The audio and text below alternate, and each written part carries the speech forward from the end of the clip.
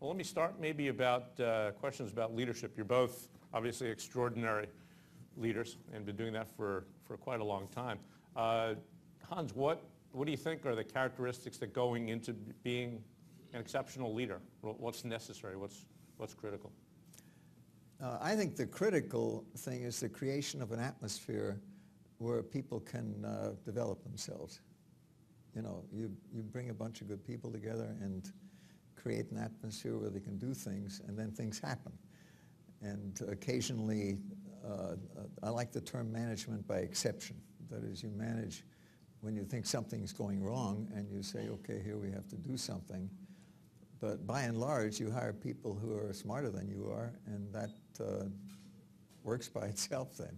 And I've had that as a principle, for 60 years now. Yeah, probably ties to the DoD, NASA, as well as university. Exactly. Right. And Jack, you once said, investing in others is the greatest contribution that one can make.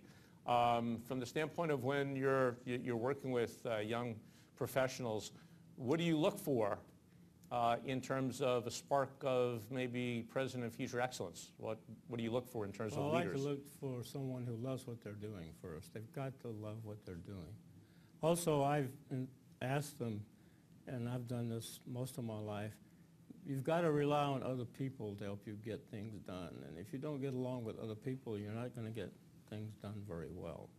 I think the other opportunity to tell people about is, if we have a saying in NASA, which I totally agree with when it was said, failure is not an option. I think failure is an option in the technology world because you've got to try new things, and sometimes you're going to fail. But don't let that stop you from doing things. You don't give up. That's what I'd say.